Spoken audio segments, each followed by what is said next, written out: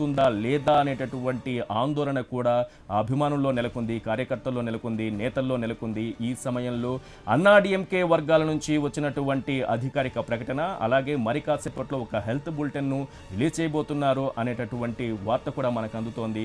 So ఈ health bulletin ద్వారా అమ్మ ఆరోగ్యంగా ఉన్నారు, జయలలిత ఆరోగ్యంగా ఉన్నారు అనేటటువంటి వార్త తమకు అందుతుందనేటటువంటి ఆశాభావంలో అభిమానులు, కోట్లాది మంది అభిమానులు ఆశగా ఎదురు చూస్తున్నారు. కాసేపట్లో హెల్త్ బులెటిన్ విడుదల చేయబోతున్నారు అపోలో హాస్పిటల్ వైద్యులు.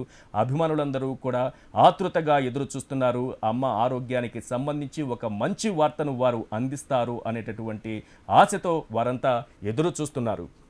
అన్నాడీఎంకే వర్గాలు మాత్రం ఒక మంచి వార్తనే చేరవేశాయి. అభిమానులకు ఎలాంటి ఆందోళన చెందాల్సిన అవసరం లేదని, వదంతులైతే నమ్మద్దని చెప్పాయి. అలాగే అమ్మకు యాంజియోప్లాస్టీ జరిగిందని, త్వరగా కోలుకుంటారని, నిన్నటి కంటే ఆమె ఆరోగ్యం కొంత బెటర్ అని వాళ్ళు చెప్పడం చూస్తుంటే అభిమానుల్లో కొంతవరకు ఆందోళన తగ్గుముఖం పట్టింది. అయితే హెల్త్ బులెటిన్ రిలీజ్ అయ్యేంత వరకు ఈ హై టెన్షన్, వాళ్ళలో ఉన్న ఆందోళన అలాగే కొనసాగేటటువంటి పరిస్థితులు కొనసాగుతున్నాయి. రాష్ట్ర వ్యాప్తంగా, తమిళనాడు వ్యాప్తంగా ఎక్కడికక్కడ భద్రతా బలగాలను మోహరించి ఉన్నారు. ఇటు డీజీపీ ఎప్పటికప్పుడు సమీక్ష జరుపుతున్నారు. మరోవైపు ఇన్ఛార్జ్ గవర్నర్ విద్యాసాగర్ రావు ఎప్పటికప్పుడు సమీక్ష జరుపుతున్నారు. అలాగే కేబినెట్ మంత్రులందరూ కూడా భేటీ అయ్యి ఎప్పటికప్పుడు సమీక్షలు జరుపుతున్నారు. కేంద్రం కూడా అపోలో హాస్పిటల్ నుంచి తగిన సమాచారాన్ని ఎప్పటికప్పుడు తెప్పించుకుంటోంది. ఈ ఉదయం నుంచి కూడా కొంతమంది ప్రముఖులు హాస్పిటల్లో జయలలితను పరామర్శించడానికి వెళ్లారు. వెళ్లిన వారిలో శరత్ కుమార్ కూడా ఉన్నారు. ఆయన కొద్దిసేపటి క్రితం లైవ్ లో మాట్లాడింది కూడా మనం హెచ్ఎంటీవీ స్క్రీన్ మీద చూసాం. శరత్ కుమార్ మాట్లాడిన మాటలను మరొకసారి మనం చూస్తే, తనకు పూర్తి స్థాయిలో నమ్మకం ఉందని, జయలలిత ఆరోగ్యంగా బయటకు వస్తారని ఆయన చెప్పారు. మిగతా విషయాలు చెప్పడానికి ఆయన నిరాకరించారు. ఏదైనా సమాచారం ఉంటే అది హాస్పిటల్ వర్గాలే చెబుతాయంటూ కూడా చెప్పి అక్కడి నుంచి వెళ్ళిపోయారు. మరి కాసేపట్లో జయలలిత ఆరోగ్యానికి సంబంధించినటువంటి హెల్త్ బులెటిన్ రిలీజ్ కాబోతోంది. అభిమానులు నిన్న రాత్రి నుంచి కూడా కంటి మీద రెప్ప వేయకుండా ఆతృతగా ఎదురు చూస్తున్నారు, ఆందోళనగా ఎదురు చూస్తున్నారు. ఏం జరగబోతోంది, అమ్మ ఆరోగ్యం ఏమైంది, డిశ్చార్జ్ అవుతారనేటటువంటి భావిస్తున్న సమయంలో గుండెపోటు రావడం, వెంటనే ఆమెను సీసీయూకి తరలించి అత్యవసర చికిత్స అందించడంతో అభిమానుల్లో మరింత ఆందోళన నెలకొంది. డిశ్చార్జ్ కాబోతున్న సమయంలో ఇలా జరగడంతో ఒక్కసారిగా ఆందోళనకు గురైన అభిమానులు అందరూ కూడా ఇప్పుడు అపోలో హాస్పిటల్ వద్దకు చేరుకున్నారు. రాత్రంతా నిరీక్షిస్తూనే ఉన్నారు. ఒక మంచి వార్త వింటామనేటటువంటి ఆలోచనతో నిలబడే ఉన్నారు, నిరీక్షిస్తూనే ఉన్నారు. రాత్రంతా కంటి మీద రెప్ప వేయకుండా అమ్మ ఆరోగ్యానికి సంబంధించిన వార్త, మంచి వార్త తమకు చేరుతుందనే ఆశాభావంతో హాస్పిటల్ ముందు పడిగాపులు కాస్తున్నారు. అయితే అన్నాడీఎంకే వర్గాలు ఈ ఉదయం 7 గంటల తరువాత ఒక అధికారిక ప్రకటన విడుదల చేశాయి. జయలలిత ఆరోగ్యానికి సంబంధించి ఎలాంటి ఆందోళన చెందాల్సిన పని లేదని, అలాగే వదంతులు ఏవి కూడా నమ్మొద్దని, ఆమెకు యాంజియోప్లాస్టీ జరిగిందని, నిన్నటి కంటే కొంతవరకు బెటర్గా ఉందని ఆరోగ్యం అంటూ వారు విడుదల చేసినటువంటి ఒక అధికారిక ప్రకటన కొంతవరకు సంతృప్తినిచ్చిన, ఆందోళన మాత్రం ఇప్పటి వరకు తగ్గుముఖం పట్టలేదు.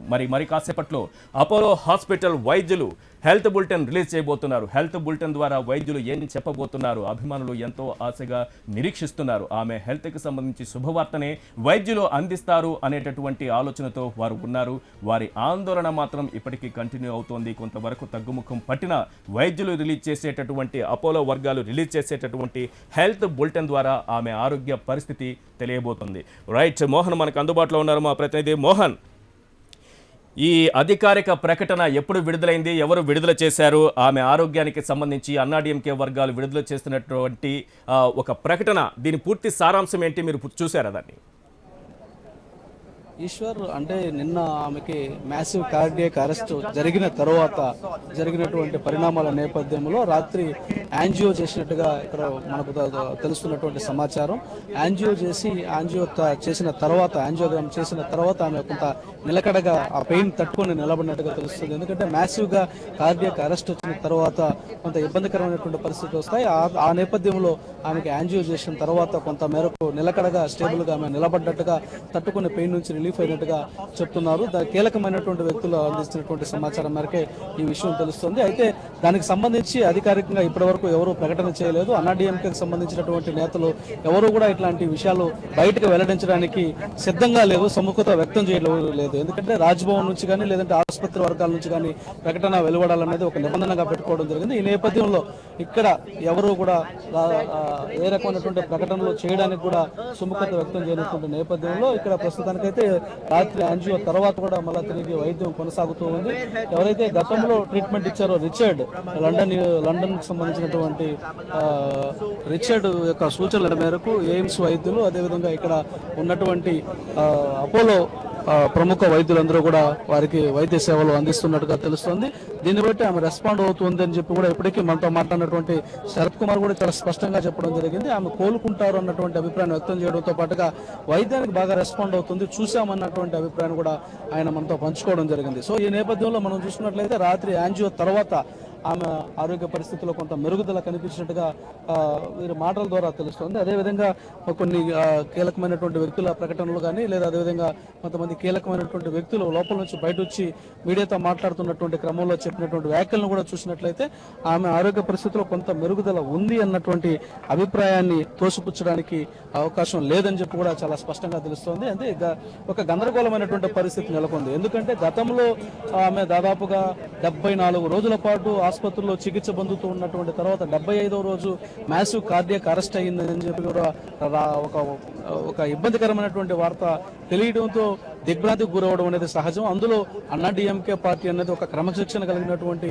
కేడర్ ఉన్నటువంటి పరిస్థితి. ఒక లీడర్గా జయలలితను ఒక ఆరాధ్య దేవతగా పూజిస్తున్నటువంటి నేపథ్యంలో ఆమెకు ఈ రకమైనటువంటి పరిస్థితి ఎదురైనందుకు కొంత గందరగోళంగా నెలకొని అందరూ కూడా హడావుడికి ఇక్కడికి చేరుకోవడం జరిగింది. అయితే అంత స్థాయిలో ఇబ్బంది ఉండకపోవచ్చు అన్న అభిప్రాయం అయితే ఇక్కడికి వచ్చినటువంటి వారందరూ వ్యక్తం చేస్తున్నారు. గతంలో మనం చూసుకున్నాం ఇదే రకమైనటువంటి వదంతులు వచ్చినప్పుడు ఆమెకు సంబంధించి ఎవరు కూడా ఆసుపత్రి నుంచి బయట వచ్చే క్రమంలో అంత సంతోషకరంగా కానీ వారి ముఖ కవళికల్లో కనీసం ప్లెజెంట్నెస్ కూడా కనిపించేది కాదు. ఇప్పుడు వస్తున్నటువంటి వారందరూ కూడా మాట్లాడడానికి నిరాకరించిన ఆ రకమైనటువంటి దిగులు వదనం అయితే కనిపించినటువంటి దాఖలాలు అయితే కనపడలేదు. మొత్తం మీద అయితే కొంత మెరుగుపడే అవకాశాలు ఉన్నట్టుగా తెలుస్తోంది. ఇది అయితే మరి కొద్దిసేపట్లో అధికారికంగానే హెల్త్ బులెటిన్ రిలీజ్ అయ్యే అవకాశం ఉన్నటువంటి నేపథ్యంలో మరి ఏం జరిగింది, రాత్రి కూడా వైద్య సేవలు ఏమి ఇచ్చారు, ఆమె ఎలా రెస్పాండ్ అవుతుంది, ఆమె పరిస్థితి ఏంటి, ప్రస్తుతం ఆమె ఏ రకమైనటువంటి స్థితిలో ఉన్నారు అన్నటువంటి అంశాలన్నీ కూడా తెలిసే అవకాశం. మనం చూస్తున్నాం ఒక మహిళ ఆమె అభిమానురాలు తీవ్రంగా బోర్న విలపిస్తున్నటువంటి పరిస్థితి. జయలలితకు ఈ రకంగా ఇబ్బంది వచ్చింది అన్నటువంటి పరిస్థితి తెలిసిన వెంటనే ఆమెను ఓదార్చలేనటువంటి పరిస్థితి. రాత్రి నుంచి కూడా ఇదే రకమైనటువంటి పరిస్థితిలో చాలా మంది మహిళలు ఇక్కడికి చేరుకోవడం జరిగింది. మహిళలకి ఆమె ఒక తోబుట్టులాగా దగ్గరైనటువంటి పరిస్థితి. ఆమె చేస్తున్నటువంటి ప్రభుత్వ పథకాల ద్వారా మహిళలకు అత్యంత దగ్గర అయినటువంటి నేపథ్యంలో మహిళలు ఈ వార్త విన్న వెంటనే ఆమెకి గుండెపోటుకు గురైంది అన్నటువంటి వార్త విన్న వెంటనే కూడా భారీ సంఖ్యలో ఇక్కడికి చేరుకోవడం జరిగింది. వారందరూ కూడా చేరుకొని ఇక్కడ వారి యొక్క ఆర్తనాదాలు వింటే సొంత మనిషికి ఏదో కష్టం వచ్చిందన్నటువంటి ఆర్తనాదాలను కూడా మనం ఇక్కడ చూడడం జరిగింది. రాత్రి మొత్తం మనం కానీ గమనించినట్లయితే అపోలో ఆసుపత్రి చుట్టుపక్కల సుమారు ఏ వైపు నుంచి చూసినా 3 నుంచి 4 కిలోమీటర్ల వరకు కూడా ఈ అన్నా డిఎంకే కార్యకర్తలు, అదేవిధంగా ఇక్కడికి వచ్చినటువంటి జయలలిత అభిమానులతో నిండిపోయిందని చెప్పి అనొచ్చు. ఏదో ఎక్కడికెక్కడ కట్టడి చేసినా కానీ ఎవరిని కూడా నిరోధించలేకపోయినటువంటి పరిస్థితి. గోడలు ఎక్కి దూకి వచ్చి ఇక్కడ ఏం జరుగుతుందో తెలుసుకోవాలి అన్నటువంటి ఆతృతతో వచ్చారు. అయితే లోపలికి ఎవరిని అనుమతించట్లేదు. మంత్రులు, అదేవిధంగా ఎమ్మెల్యేలు, ఎంపీలు, కీలకమైనటువంటి నేతలకు కూడా అనుమతి లేనటువంటి నేపథ్యంలో వారిని అనుమతించకపోయినప్పటికీ కూడా వారికి ఉన్నటువంటి ఆ రిలేషన్, ఆ బాండ్, ఆ అఫెక్షన్తో ఇక్కడికి వేల సంఖ్యలో రావడం జరిగింది. సో ఇవన్నీ మనం గమనించినట్లయితే ఒక ప్రత్యేకమైనటువంటి రాజకీయ శైలి ఆమె సొంతం చేసుకున్నటువంటి నేపథ్యంలో ఆమెకు వచ్చినటువంటి ఈ విపత్కరమైనటువంటి ఆరోగ్య పరిస్థితుల్లో అవన్నీ కూడా ప్రజల నుంచి బయటపడుతున్నటువంటి క్రమాన్ని మనం ఇక్కడ జయలలిత వైద్యం పొందుతున్నటువంటి అపోలో ఆసుపత్రి వద్ద చూడవచ్చు. అయితే 10 నుంచి 11 గంటల మధ్యలో ఏదో ఒక రకమైనటువంటి సమాచారం అయితే స్పష్టంగా వచ్చే అవకాశం ఉన్నట్టుగా తెలుస్తుంది. ఇన్ఛార్జ్ గవర్నర్ కూడా ఎప్పటికప్పుడు ఇక్కడ ఉన్నటువంటి పరిస్థితులను తెలుసుకొని రాజ్భవన్ ముందర ఒక ప్రకటన ఇచ్చే అవకాశం ఉందన్నటువంటి సమాచారం కూడా ఉంది. అయితే లేకపోతే ఆసుపత్రి వర్గాల నుంచి నిన్న సాయంత్రం ఇచ్చినట్టుగానే ఒక హెల్త్ బులెటిన్ రిలీజ్ చేసే అవకాశం ఉందని కూడా సమాచారం ఉంది. ఈశ్వర్, అంటే అన్నా డిఎంకే వర్గాల నుంచి ఒక అధికారిక ప్రకటన వెలువడింది. అమ్మ ఆరోగ్యానికి సంబంధించి ఎలాంటి ఆందోళన చెందాల్సిన అవసరం లేదు, ఆమె ఆరోగ్యంగానే ఉన్నారు, యాంజియోప్లాస్టీ జరిగింది, నిన్నటి కంటే కొంత బెటర్గానే ఆరోగ్యం కనిపిస్తోంది, వదంతులు నమ్మద్దంటూ వెలువడిన ప్రకటన. లేకపోతే ఆ ప్రకటన అది నిజమైనా కావచ్చు, వెలువడిందా లేదన్న విషయాన్ని చూస్తే కొంతవరకు ఒక ఆందోళన తగ్గించడానికి, అభిమానుల్లో, కార్యకర్తల్లో ఉన్నటువంటి ఆందోళన తగ్గించడానికి, మొత్తం సిచ్యువేషన్ ఒక కంట్రోల్లో తీసుకురావడానికి ఒకవేళ ఇలాంటి ప్రకటన ఏదైనా విడుదల చేశారని మనం అనుకోవచ్చు. అలాగే హెల్త్ బులెటిన్కి సంబంధించి ఒక అధికారిక హెల్త్ బులెటిన్ రిలీజ్ అయ్యేంత వరకు కూడా మనం ఆ ఆరోగ్యానికి సంబంధించి ఎలాంటి ఒక కన్క్లూజన్కి రాలేనటువంటి పరిస్థితి ఉంటుంది. కాబట్టి ఈ హెల్త్ బులెటిన్ ఎప్పుడు రిలీజ్ అయ్యే అవకాశం కనిపిస్తుంది? హెల్త్ బులెటిన్కి అలాగే అన్నాడీఎంకే వర్గాలు రిలీజ్ చేసినటువంటి ప్రకటనకి సంబంధించి ఏం చెప్తారు? రాష్ట్ర వ్యాప్తంగా కూడా ఒక ఆందోళనకరమైనటువంటి పరిస్థితి నెలకొంది. ఏం జరుగుతుందో అన్నటువంటి అయోమయమైనటువంటి పరిస్థితులకు నెట్టివేయబడ్డటువంటి తరుణంలో అందరూ కూడా ఒక్కసారిగా చెన్నైకి చేరుకుని అపోలో ఆసుపత్రికి వచ్చినట్లయితే పరిస్థితిని కంట్రోల్ చేయడం కూడా సాధ్యం కాదన్నటువంటిది ఇప్పటికే పోలీసులు అనుమానం వ్యక్తం చేసినటువంటి పరిస్థితి. సో అలాంటి పరిస్థితుల నుంచి బయటపడడం కోసం ఎక్కడికక్కడ అన్నాడీఎంకేకి సంబంధించినటువంటి కీలక నేతలు ఆయా ప్రాంతాల్లో ఉన్నటువంటి వారికి యథార్థ పరిస్థితిని వివరించండి అన్నటువంటి సమాచారం అయితే ఉంది.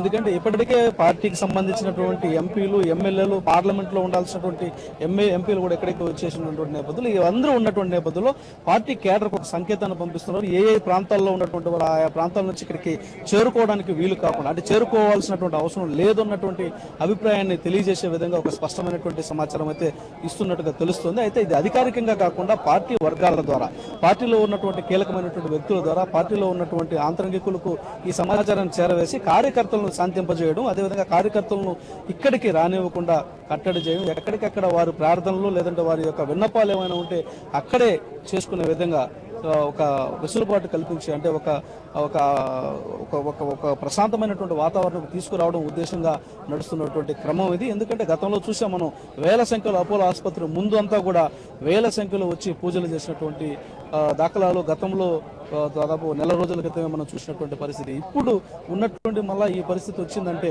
అక్కడ నుంచి తట్టుకోవడం కష్టం. కాబట్టి ఆ నేపథ్యంలో మళ్ళా ఇదే రకమైనటువంటి పరిస్థితులు వస్తాయేమో అన్నటువంటి అనుమానంతో క్యాడర్ అంతా కూడా ఆ రకమైనటువంటి ఉద్వేగానికి లోను కాకుండా ఉండడం కోసం పార్టీ క్యాడర్ అంతా కూడా చూస్తున్నారు. మనం చూస్తున్నాం మళ్ళా అక్కడ మహిళలు అందరూ కూడా ఏడుపులు, ఆమెకి ఏం జరిగిందన్నటువంటి విషయం తెలియక గందరగోళమైనటువంటి పరిస్థితుల్లో నుంచి ఎప్పుడు బయటపడుతుంది ఏమి అన్నటువంటి అయోమయమైనటువంటి పరిస్థితుల్లో చూస్తున్నాం. అక్కడ మహిళలు ఏడుస్తూ ఆసుపత్రి ముందర కనిపిస్తున్నారు. మాకు ఏ విషయం తెలపండి అన్నటువంటి అభిప్రాయాన్ని వారు వ్యక్తం చేస్తున్నారు. వైద్యులైనా మాకు అమ్మకు ఎలా ఉంది చెప్పండి అన్నటువంటి అభిప్రాయాన్ని వారు అందరూ కూడా వ్యక్తం చేస్తున్నటువంటి పరిస్థితిని మనం ఇక్కడ నుంచి చూడవచ్చు. కీలకంగా ఇప్పటి వరకు కూడా హెల్త్ బులెటిన్ రిలీజ్ చేయకపోవడంతో ఏం జరుగుతుందో తెలియని అయోమయం నెలకొన్నటువంటి పరిస్థితుల్లో కొంత గందరగోళం అయితే కింది స్థాయి, దిగువ స్థాయిలో ఉన్నటువంటి వారికి అలాగే స్తబ్దుగానే ఉంది. ఎందుకంటే వారికి ఏం జరుగుతుందో తెలియదు. కీలకమైనటువంటి వ్యక్తులు పైనుంచి పైకి లోపలికి వెళ్ళినటువంటి వ్యక్తులకు మాత్రమే సమాచారం వెళ్తుంది. కాబట్టి కింద స్థాయిలో ఉన్నటువంటి వారికి ఎవరికి కూడా సమాచారం లేదు. కాబట్టి ఆ పరిస్థితుల్లో వారికి కాస్త ఉపశమనం కలిగే విధంగా అమ్మ ఆరోగ్యంపై ఏం జరుగుతుంది, అమ్మ ఆరోగ్యం ఎలా ఉంది అన్నటువంటి ఉపశమనం కోసం వారందరూ కూడా ఎదురు చూస్తున్నటువంటి పరిస్థితి ఉంది. రాత్రంతా జాగరణ చేసిన ఆ రకమైనటువంటి ప్రకటన రాకపోవడంతో కన్నీటి పర్యంతం అవుతున్నారు. అమ్మకి ఏం జరిగింది అన్నటువంటి ఆతృత వారిలో వ్యక్తమవుతున్నటువంటి పరిస్థితి అయితే ఎక్కడికెక్కడ కనిపిస్తుంది. తమిళనాడు అంతా కూడా ఇదే రకమైనటువంటి పరిస్థితి అయితే స్పష్టంగా కనిపిస్తోంది. ఎక్కడికక్కడ ప్రార్థనలు కూడా, పూజలు కూడా మొదలయ్యాయి. ఇప్పటికే అమ్మ ఆరోగ్యం కుదుట పడాలని చెప్పి కూడా పూజలు చేస్తున్నటువంటి వారి సంఖ్య కూడా క్రమంగా పెరుగుతుంది. ఈశ్వర్, రైట్. కేంద్ర మంత్రులు ఎవరైనా హాస్పిటల్ వద్దకు చేరుకుంటారనే సమాచారం ఏదైనా ఉందా మోహన్? ఇప్పటి వరకు అయితే కేంద్ర మంత్రులు, కేంద్ర వైద్య ఆరోగ్య శాఖ మంత్రి జేపీ నడ్డా, రాష్ట్ర వైద్య ఆరోగ్య శాఖ మంత్రితో పాటుగా అపోలో బృందంతో కూడా సంప్రదించడం జరిగింది. అపోలోలో చికిత్సిస్తున్నటువంటి వైద్య బృందం ఏం చేస్తున్నారు అన్నటువంటి విషయం మీద అపోలో చైర్మన్ ప్రతాప్ సింగ్ రెడ్డితో మాట్లాడడం జరిగింది. రాత్రే ఆయన ఆరా తీయడం జరిగింది. మరోవైపు కేంద్ర హోంశాఖ మంత్రి రాజ్నాథ్ సింగ్ రాత్రి నుంచి కూడా ఇక్కడ ఉన్నటువంటి శాంతి భద్రతల విషయాలతో పాటుగా ఆమెకున్న జరుగుతున్నటువంటి వైద్యం పైన కూడా ఇప్పటివరకే ఆరా తీయడం జరిగింది. మరోవైపు ప్రధాన కార్యాలయం కూడా ఇక్కడ జరుగుతున్నటువంటి యాక్టివిటీస్ పైన దృష్టి సారించి ఏం జరుగుతుందన్నటువంటి విషయాన్ని అక్కడ తెలుసుకుంటున్నటువంటి పరిస్థితి అయితే కొనసాగుతుంది. ఎప్పటికప్పుడు కన్సర్న్ మినిస్టర్స్ అందరూ కూడా టచ్లోనే ఉన్నట్టుగా తెలుస్తుంది. ఇక్కడ ఉన్నటువంటి, అంటే పార్లమెంటులో ఉన్నటువంటి నేపథ్యంలో పార్లమెంటుకు వెళ్లాల్సినటువంటి ఎంపీలందరూ కూడా ఇక్కడే ఉన్నటువంటి పరిస్థితి ఉన్నటువంటి నేపథ్యంలో వారి ద్వారా కూడా సమాచారాన్ని తెలుసుకునే ప్రయత్నం అయితే జరుగుతుంది. ఎక్కడికక్కడ కేంద్ర ప్రభుత్వం చాలా నిశితమైనటువంటి పరిశీలన చేస్తుంది. 74 రోజులుగా ఆమె అనారోగ్యం పాలు కావడం, తమిళనాడులో ఉన్నటువంటి పరిస్థితులు ఏ క్షణాన ఏ రకమైనటువంటి పరిస్థితులు తలెత్తాయినటువంటి విషయం, ఈ రకమైనటువంటి అన్ని పరిస్థితులను ఎప్పటికప్పుడు అంచనా వేసుకుంటూ ఒక రకమైనటువంటి అభిప్రాయానికి రావడం కోసం పరిస్థితులను ఎప్పటికప్పుడు తెలుసుకుంటున్నారు. కేంద్ర హోంశాఖ తాజా పరిస్థితులను అత్యంత వేగవంతంగా కూడా తెలుసుకుంటోంది ఇక్కడ ఉన్నటువంటి రాజ్భవన్ వర్గాల ద్వారా. ఈశ్వర్, రైట్. రాష్ట్ర మంత్రులు హాస్పిటల్లో ఎవరెవరు ఉన్నారు, ఏంటి, ఎలాంటి సమీక్ష ఎక్కడ జరుగుతోంది, వాళ్ళు ఏమన్నా మాట్లాడుతున్నారా? రాష్ట్ర కేబినెట్ మొత్తం కూడా ఇప్పటికే ఆసుపత్రికి వచ్చి సందర్శించి వెళ్ళారు. అయితే ఇన్ఫెక్షన్స్ ఉన్నటువంటి కారణాల దృష్ట్యా కొద్దిసేపు మాత్రమే ఉండి వెళ్ళిపోతున్నటువంటి పరిస్థితి. ఆర్థిక శాఖ మంత్రి కేబినెట్ వ్యవహారాలకు ఇన్ఛార్జిగా ముఖ్యమంత్రిగా వ్యవహరించే వ్యక్తి పన్నీర్సెల్వం మొదలుకొని అందరూ కూడా విద్యాశాఖ మంత్రి, ఆర్థిక శాఖ మంత్రితో పాటు కూడా హోంశాఖ మంత్రి, కీలకమైనటువంటి మంత్రులందరూ కూడా ఇక్కడే ఉండడం జరిగింది.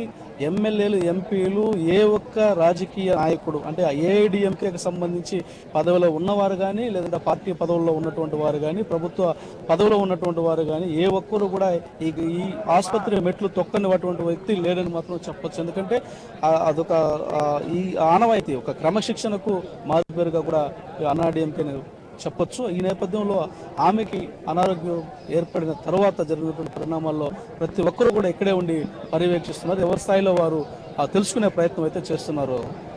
ఈశ్వర్, రైట్. కేబినెట్ మరోసారి భేటీ అయిందనేటటువంటి సమాచారం కూడా వినిపిస్తోంది. అలాగే గవర్నర్ కూడా ఈ కేబినెట్ భేటీకి హాజరయ్యారు. అక్కడ ఏదో సమీక్ష జరుగుతోందనే సమాచారం కూడా అందుతుంది. దీనికి సంబంధించి మీ దగ్గర ఎలాంటి అప్డేట్స్ ఉన్నాయి మోహన్? గవర్నర్ రాజ్భవన్లో ముఖ్యమైనటువంటి వ్యక్తులతో సమావేశం అవడం జరిగింది రాత్రి.